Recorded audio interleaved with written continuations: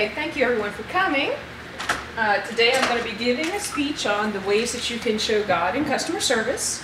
I think that the best way for us to approach this is to really reach out and grab your attention, and this is something I can tell you now. If you put God first, you can improve your customer service. So, what I would like to do is just kind of go through a couple points for you now. My first point I would say is, in every situation, you want to always try to be truthful and accurate in everything you say. You know, sometimes that's going to be hard. A customer may not want to hear what you say. If you are honest and truthful with them, that's going to instill confidence in what they believe you're saying. And generally, if you can instill confidence into the conversation, people are going to trust what you say and rely on you. And even in a bad situation, they may feel that you are still on their side. Secondly, what I would like to say is, what you always want to do in any situation is always put the customer first. Now by this, I do not mean that you should ever make yourself feel worth nothing.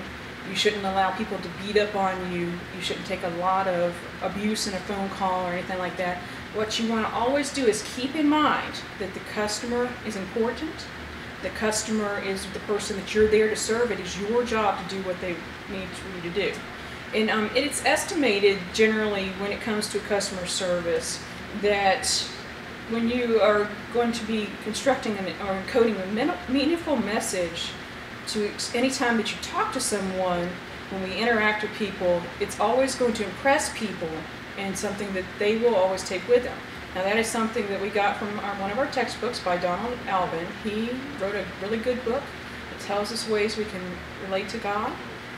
The third point would be, in any situation, if you always do your best, you can even diffuse an intense conflict with someone.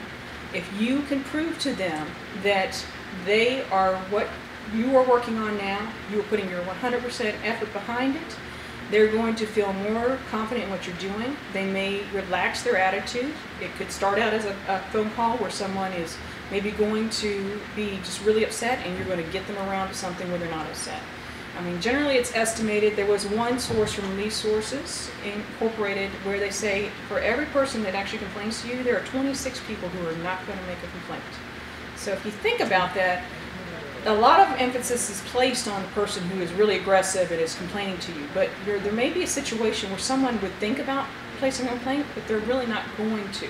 So you always want to make sure that you're doing your best for that customer, because a situation that maybe they thought was a complaint has now turned around.